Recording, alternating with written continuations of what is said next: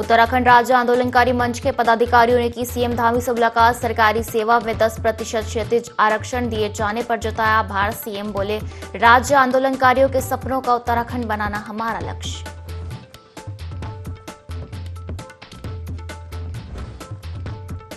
हरिद्वार दौरे पर आए भाजपा सांसद मनोज तिवारी, कश्मीर गठबंधन पर राहुल गांधी से मांगा जवाब। कहा, कांग्रेस की सोच विभाजनकारी, यूसीसी को बताया कई समस्याओं का समाधान।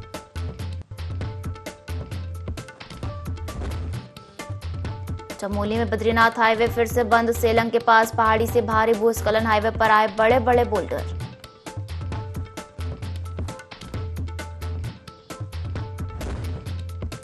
सहसपुर में डंपर पिकअप की भीषण टक्कर, चालक और परिचालक गंभीर घायल। नींद आना बताया जा रहा दुर्घटना की वजह।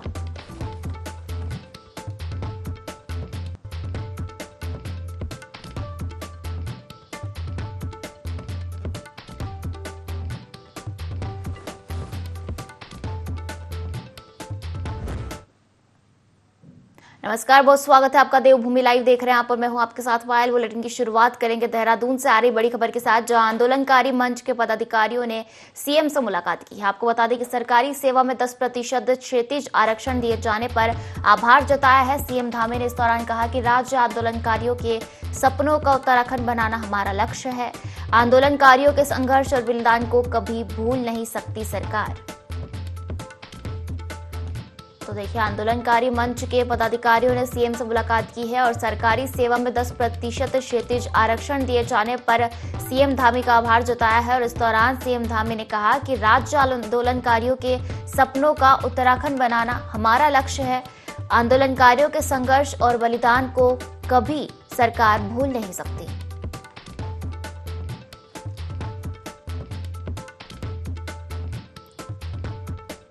देखिए, बड़ी खबर है देहरादून से, जहां सरकारी सेवा में 10% क्षैतिज आरक्षण दिए जाने पर सीएम धामी का आभार जताया गया है। आंदोलनकारी मंच ने सीएम धामी का धन्यवाद किया है। सीएम धामी ने कहा कि राज्य आंदोलनकारियों के सपनों का उत्तराखंड बनाना हमारा लक्ष्य है। और इसी के साथ इसी पर ज्यादा जानकारी लेंगे, हमारे साथ संवाददाता विनय सूद लाइव जुड़ गए हैं। विनय, सरकारी सेवा में 10% क्षैतिज आरक्षण दिए जाने पर आभार जताया गया है सीएम धामी का, जी क्या कुछ अधिक जानकारी? जी बिल्कुल पायल, देखिए आपको बता दें कि जिस तरह से लगातार मुख्यमंत्री पुष्कर सिंह धामी यहाँ पर राज्य आंदोलनकारियों के लिए क्षैतिज आरक्षण को लेकर के जिस तरह से तैयारी कर रहे थे और अब जिस तरह से उसको अब लागू भी कर दिया गया है, क्योंकि जो सरकारी सेवाएं हैं, सरकारी सेवाओं में क्षैतिज आरक्षण की अगर बात की जाए तो 10% क्षैतिज आरक्षण राज्य आंदोलनकारियों को और उनके जो आश्रित हैं उनके लिए यहाँ पर उत्तराखंड सरकार द्वारा जिस तरह से लागू कर दिया गया है, तो इसको लेकर के अब जो राज्य आंदोलनकारी है उन्होंने मुख्यमंत्री पुष्कर सिंह धामी का आभार जताया है, क्योंकि देखा जा सकता है कि जिस तरह से काफी लंबे समय से राज्य आंदोलनकारी की जो मांग थी वो यही थी कि सरकारी नौकरियों में 10% क्षैतिज आरक्षण जो है उनको दिया जाए। तो उसको लेकर के मुख्यमंत्री पुष्कर सिंह धामी ने यहाँ पर उनको विश्वास दिलाया था कि राज्य आंदोलनकारी जो है उनके हित में ही जो है यहाँ पर कार्य किया जाएगा उत्तराखंड सरकार द्वारा। तो काफी बड़ा फैसला जिस तरीके से उत्तराखंड सरकार ने यहाँ पर राज्य आंदोलनकारियों के हित में लिया, अब उसका आभार व्यक्त करने के लिए जो राज्य आंदोलनकारी मंच है वो मुख्यमंत्री आवास में जो है पहुंचा और उन्होंने जिस तरह से वहां पर सीएम धामी का आभार व्यक्त किया, तो काफी सराहनीय जो है इस दौरान मुख्यमंत्री पुष्कर सिंह धामी के जो कार्य हैं, क्योंकि अपने कार्यों के नाम से भी मुख्यमंत्री पुष्कर सिंह धामी उत्तराखंड में जाने जाते हैं। अलग अलग राज्यों में भी जिस तरह से सीएम धामी की जो पहचान है उनके कार्यों की वजह से है, तो देखा जा सकता है कि पूरी तरह से उत्तराखंड के लिए किस तरीके से कार्य किया जा सकता है, जिससे कि राज्य आंदोलनकारी तो है ही, साथ ही साथ इसके अलावा जो उत्तराखंड के जो लोग हैं उनको यहाँ पर जो सेवाएं दी जाती है, जो योजनाओं में जिस तरीके का जो लाभ है उत्तराखंड वासियों को दिया जाता है, इसको लेकर के भी मुख्यमंत्री पुष्कर सिंह धामी पूरी तरह से अलर्ट मोड पर रहते हैं और काफी अच्छे तरीके से जिस तरीके से यहाँ पर राज्य आंदोलनकारियों ने उनका आभार जताया है, तो काफी सराहनीय जो है इसको बताया जा रहा है। जो बिल्कुल विनय, और देखा जाए तो अगर 10% आरक्षण जो है आंदोलनकारियों को दिया जाएगा तो इसका बाकी वर्गों पर क्या प्रभाव पड़ेगा? जी, बिल्कुल देखिए, क्योंकि राज्य आंदोलनकारियों ने जिस तरीके से यहाँ पर काफ़ी उनका बलिदान, जिस तरीके से मुख्यमंत्री पुष्कर सिंह धामी ने कहा कि जो राज्य आंदोलनकारी है उनका बलिदान यहाँ पर व्यर्थ नहीं जाएगा। साथ ही जिस तरीके से उत्तराखंड के लिए उन्होंने कार्य किया है, तो इसको लेकर के उत्तराखंड सरकार लगातार जो यहाँ पर कार्य करती हुई नज़र आई है, और 10% क्षैतिज आरक्षण सरकारी सेवाओं के लिए उत्तराखंड में जिस तरह से लागू किया गया, तो ऐसे में यहाँ पर अनेक जो वर्ग हैं उनकी भी अगर बात की जाए, तो उन्होंने भी इस बात को लेकर खुशी जाहिर की है कि जो राज्य आंदोलनकारी है, एक बड़ा योगदान जो है उनका उत्तराखंड बनाने के समय में रहा है, तो उनको आरक्षण मिलना जो है काफ़ी अच्छा और बेहतर जो है इस दौरान अन्य वर्ग के लोग भी यहाँ पर बता रहे हैं। तो ये देखा जा सकता है कि मुख्यमंत्री पुष्कर सिंह धामी जिस तरह से लगातार उत्तराखंड के विकास के लिए कार्य करते हैं, अपने कार्यों के नाम से वो अन्य राज्यों में भी जाने जाते हैं। जिस तरह से जो कानून की यहाँ पर अगर बात की जाए, कानून जिस तरह से नकल विरोधी कानून यहाँ पर बनाया गया, साथ ही साथ इसके अलावा यूसीसी को जो है लागू करने की जो तैयारी है वो यहाँ पर हो चुकी है पूरी। तो ऐसे देखते अब दंगा नियंत्रण की अगर बात की जाए, तो उस पर भी जो है विचार किया जा रहा है। तो मुख्यमंत्री के जो कार्य हैं वो लगातार उत्तराखंड में तो सराहनीय है ही, साथ ही साथ जो अन्य राज्य हैं वहाँ पर भी जो है मुख्यमंत्री के कार्य के नाम से जो है उनको जाना जाता है। जी जो बिल्कुल विनय, और 10% आरक्षण आंदोलनकारियों को दिया जाएगा, जिसके चलते पदाधिकारियों ने सीएम धामी का धन्यवाद किया है। फिलहाल शुक्रिया हमसे जुड़ने के लिए और जानकारी साझा करने के लिए। चलिए आगे बढ़ेंगे और बाड़ागड्डी क्षेत्र के कुरोली कंकड़ाड़ी में हरि महाराज सहित खंडद्वारी माता और नागराज हुणेश्वर देवता का दूध गाड़ू मेले का भव्य आयोजन किया गया। इस मौके पर ग्रामीणों की ओर से लाए गए करीब 160 लीटर दूध से देवता के पशुओं ने स्नान कर क्षेत्र सहित अच्छी फसलों की खुशहाली के लिए आशीर्वाद दिया। देखिए इस मेले की भव्यता पर एक खास रिपोर्ट।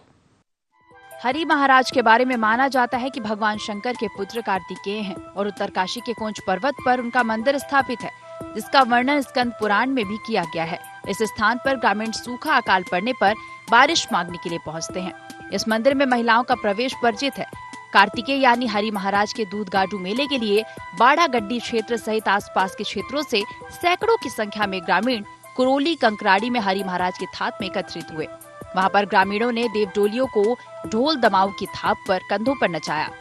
इसके साथ ही देवडोलियों के साथ रासो तांदी नृत्य का आयोजन भी किया गया। इस मौके पर श्रद्धालुओं ने अपने इष्ट देवी देवताओं हरि महाराज सहित खंडद्वारी और नागराज हुणेश्वर देवता को दूध, मक्खन सहित श्रीफल आदि भेंट कर उनका स्वागत किया।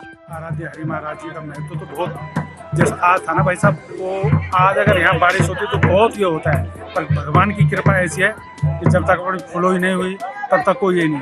हमारे यहाँ नीचे ग्राम सभा डोंगा भेलुड़ा के लोग जब बारिश लेने आते हैं तो हमारी ग्राम सभा जो थलन में है, जो हमारी वहाँ की थाप माता है, वहीं तक आते हैं और वहीं पर थोड़ा सा हरि महाराज जी को अपनी एक सुराही जल देते हैं और वहीं पर बहुत सारी वर्षा हो जाती है और वहीं से अपने गंतव्य को लोग वापस चले जाते हैं। हरि महाराज जी तो ऐसी अनुकामना है कि जब जब भी ग्राम सभा पे वो आती है तब तक लोग हरि महाराज के उसमें जाते हैं कि बारिश के कारण के भगवान हरि महाराज जो हमारे आराध्य देव है पूरे क्षेत्र बाड़ागड्डी के, ये भगवान भोले शंकर शिव भोलेनाथ के जो है पुत्र हैं कार्तिकेय जी। हमारे शास्त्रों में भी वर्णन है स्कंद पुराण में, वो क्रौंच पर्वत है हमारे, उसको हम अपनी स्थानीय भाषा में कुब्ज बोलते हैं। वहाँ पे कार्तिकेय जी का जो है मुख्य स्थान है और ये जो मैदान है यहाँ पे जो है 7 गते भादों को में उसका मेला होता है, दूध गाडू मेला हम अपनी गढ़वाली भाषा में बोलते हैं, और दूध से स्नान उस दिन देवता का होता है। और यह मेला पूरे क्षेत्र की खुशहाली के लिए और हमारे परंपराओं से चला हुआ मेला है, आया हुआ मेला है, और यहाँ पे जो है क्षेत्र की खुशहाली। उत्तरकाशी जनपद के बाड़ागड्डी क्षेत्र का बड़ा फेमस हरि महाराज के इस पवित्र भूमि पर दूध गाड़ो मेला मनाया जाता। प्रतिवर्ष यहाँ पर सारे जहाँ पूरे क्षेत्र के देवी देवताएं यहाँ पर आते हैं और पूरी विधिवत पूजा करके, और स्थानीय लोग यहाँ पर बड़े उत्साह से इस पर्व को मनाते हैं। और भगवान हरि महाराज से और सभी यहाँ के स्थानीय देवी देवताओं से प्रार्थना करता हूँ कि इस क्षेत्र में, हर क्षेत्र में, हर श्रद्धालु के, हर यहाँ पर आए हुए व्यक्ति के घर में सुख।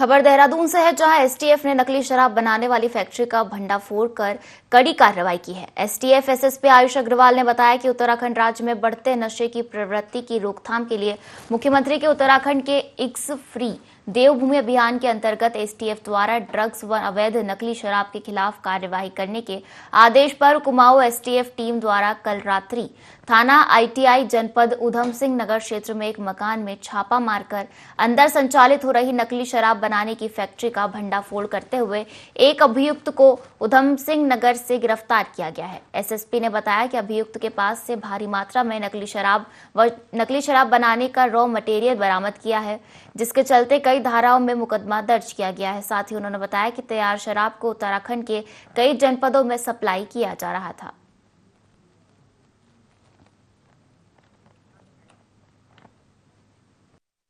हमारी एसटीएफ की जो कुमाऊं यूनिट है, इसको कुछ समय से सूचना मिल रही थी कि काशीपुर के पास में थाना आईटीआई क्षेत्र में एक मकान के अंदर एक नकली शराब की फैक्ट्री संचालित की जा रही है। और इस सूचना को डेवलप करते हुए कल रात में हमारी टीम के द्वारा और आबकारी विभाग को साथ में लेते हुए वहाँ पर रेड की गई और वहाँ पर एक जो नकली शराब की फैक्ट्री थी उसको बस्ट किया गया है। वहाँ पर 25 पेटी लगभग नकली शराब बरामद हुई है। शराब बनाने की उपकरण, केमिकल्स इत्यादि बरामद किए गए हैं और जो इसको संचालक था इसका अमनदीप, उसको पकड़ा गया है। इसके विरुद्ध पूर्व में भी एक मुकदमा इसी तरह का पंजीकृत है, जहाँ पर ये कहीं और शराब की फैक्ट्री चला रहा था। ये केमिकल कहाँ से आ रहा था, क्या कॉम्पोजिशन है और ये कहाँ कहाँ बेची जा रही थी, इन सभी पहलुओं पर आगे इन्वेस्टिगेशन के दौरान में कार्रवाई की। मुख्यमंत्री पुष्कर सिंह धामी के निर्देशों के क्रम में उत्तराखंड की मित्र पुलिस ड्रग फ्री देवभूमि अभियान चला रही है, जिसके चलते एसटीएफ ने 263 ग्राम अवैध स्मैक के साथ एक तस्कर को गिरफ्तार किया है।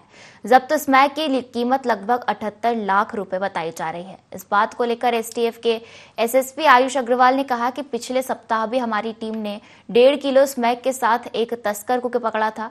पुलिस ने आरोपी से पूछताछ कर शुरू कर दी है, आपको बता दें, जिसमें कई खुलासे हो सकते हैं।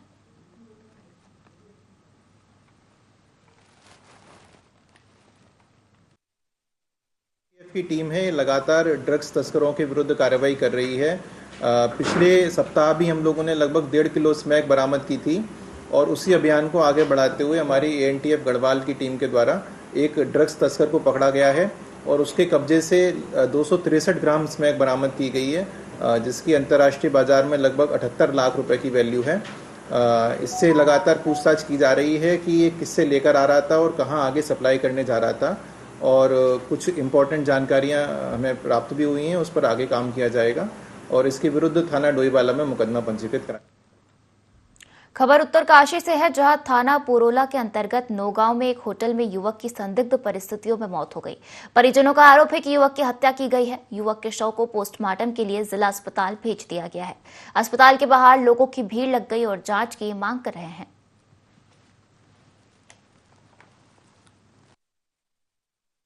घटनास्थल पे पहुंचे तो वहाँ पे हम जितना हमको बताया गया कि ऐसे कांड है वो जो कि बिल्कुल गलत है। जैसे हमने बॉडी को देखा तो वैसे उस पर ऐसा लग रहा है कि किसी ने वार से उनको इतना वार किया कि वो उनकी मृत्यु हो गई। जो कि बाद में शाम के टाइम हम बड़कोट से पीछे 2 किलोमीटर पीछे आ रहे थे। मैंने भाई जी से, जो वहाँ के वो है मैनेजर है कि मैन हो पोस्टमैन है, उनको बोला कि मैंने विधायक जी कहाँ है, उत्तरकाशी। उन्होंने उत्तरकाशी गया। मैंने क्यों गए, मैंने अपने जिया जी को फ़ोन किया कि जिया जी वहाँ पर पता करो वहाँ पर कोई मीटिंग चल रही क्या।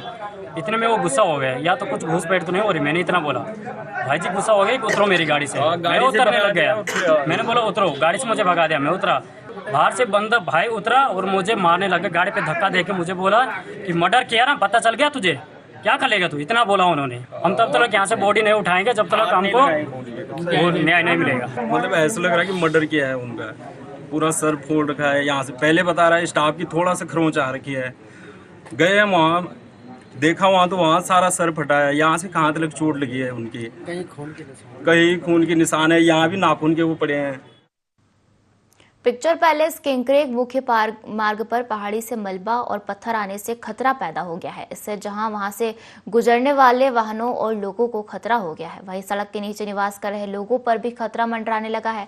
पहाड़ी से धीरे धीरे मलबा और पत्थर गिर रहे हैं जो कभी भी बड़े हादसे का सबब बन सकते हैं। पर्यटन नगरी मसूरी में जेसीबी मशीन लगाकर हो रहे कटान के बाद जगह जगह मार्ग दरक है और ब्रिटिश कालीन बनी सड़क धराशायी हो रही है। अगर इस पर शीघ्र कुछ नहीं लगाया गया तो आने वाले समय में पूरी पर्यटन नगरी को खतरा पैदा हो सकता है।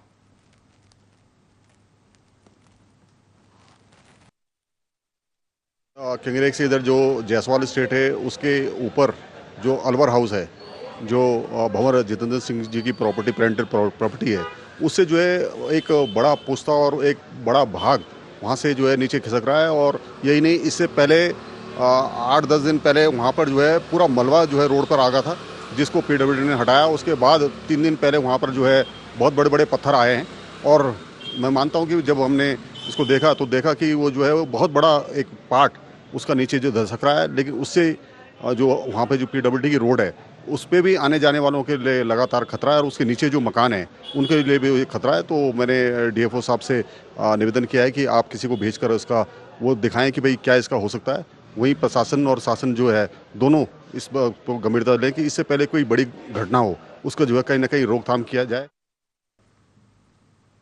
उत्तराखंड सरकार में आपदा प्रबंधन एवं पुनर्वास सचिव विनोद कुमार सुमन बागेश्वर पहुंचे। बागेश्वर पहुंचकर आपदा सचिव ने जिला सभागार में अधिकारियों और जनप्रतिनिधियों के साथ बैठक की। बैठक में कपकोट और बागेश्वर में आपदा के अंतर्गत क्षतिग्रस्त हुए राज्य सरकार की संपत्तियों और परिसंपत्तियों का आकलन कर रिपोर्ट बनाने के निर्देश दिए गए हैं। आपदा के नुकसान में ग्रामीण स्तर पर खेत खलिहानों, आवासीय मकानों में हुई क्षति पर भी आपदा मद से मरम्मत और पुनर्वास हेतु धनराशि दी जाएगी।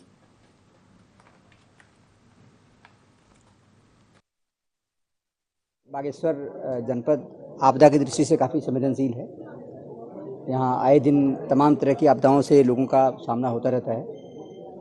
आपदा से जो क्षतियाँ हो रही हैं उसको कैसे उसे निपटा जाए, फ्यूचर में आपदा न आवे उसके लिए मिटिगेशन के कार्य कैसे किए जाएं कि आपदा के प्रभाव को कम किया जा सके, उस दिशा में आज हम लोगों ने बैठक की है और विचार विमर्श किया है।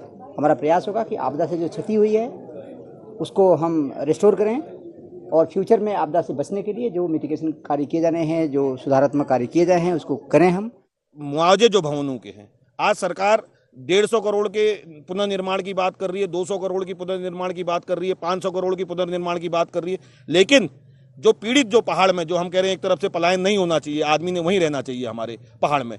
आज कई गांव ऐसे हैं खतरे की जद में आ गए हैं, मल्ला दानपुर, बिस्ला दानपुर, कांडा कंचार, दुग नाकुरी, कनलगढ़ घाटी, जिनने आपदाएं देखी हैं, उसके बावजूद भी सरकार ने उनके विस्थापन की कार्रवाई आतिथ्य तक कहीं नहीं करी है।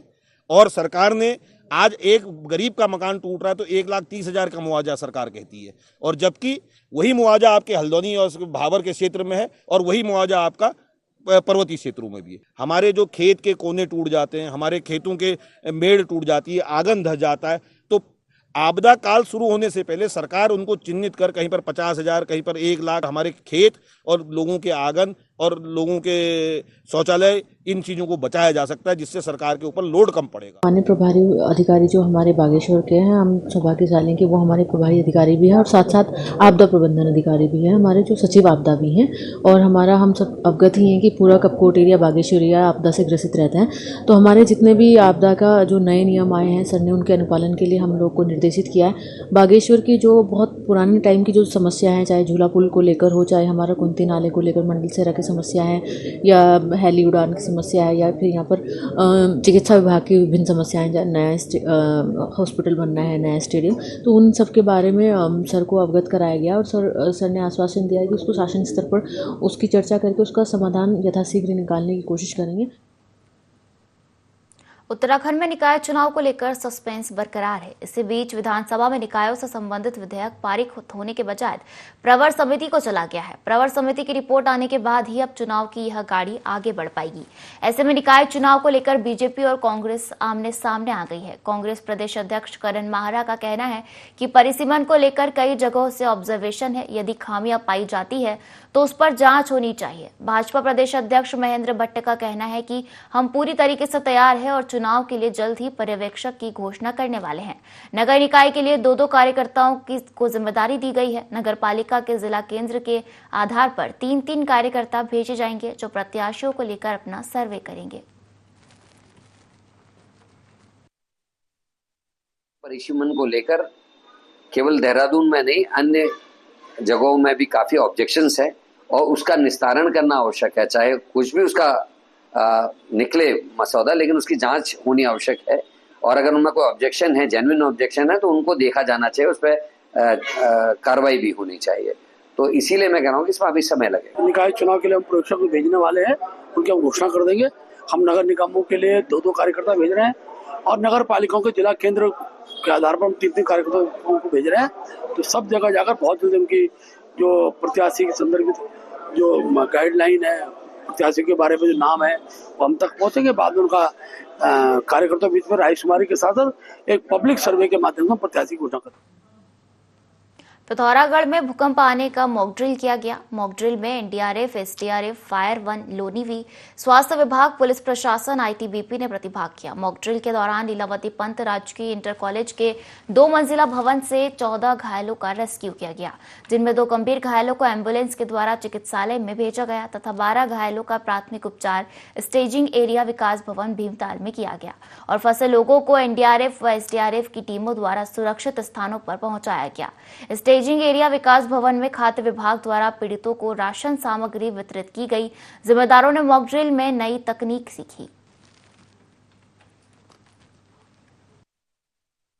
एनडीआरएफ के साथ, एसडीआरएफ के साथ और फायर के साथ जीआईसी में 14 लोगों का और विकास भवन में और ब्लॉक कार्यालय में 4 लोगों का रेस्क्यू करना था। वो हमने आज मौका एक्सरसाइज में किया है। एनडीआरएफ की टीम के द्वारा, एसडीआरएफ की टीम द्वारा बहुत अच्छा रोल प्ले किया गया है और हमारी जो डिस्ट्रिक्ट एडमिशन टीम है उनको द्वारा भी अपना रोल जो आईआरएस सिस्टम में जो दिया गया है उसका अच्छा रोल प्ले किया गया है। आने वाले समय में अगर कभी ऐसी कोई घटना होती है, अप्रिय घटना घटित होती है, तो हम उसके लिए हम लोग रेडी है। कांग्रेस के राष्ट्रीय प्रवक्ता सुरेंद्र राजपूत ने प्रेस वार्ता कर केंद्र सरकार पर जमकर निशाना साधा है। मसूरी पहुंचे केंद्रीय प्रवक्ता ने शहर कांग्रेस के अध्यक्ष के साथ ही कांग्रेस कार्यकर्ताओं के साथ मुलाकात की और कांग्रेस पार्टी द्वारा उठाए जा रहे जनहित के मुद्दों को आम जनता को पहुंचाने का आह्वान किया। इस दौरान कांग्रेस कार्यकर्ताओं ने राष्ट्रीय प्रवक्ता का स्वागत कर उन्हें शॉल भेंट की।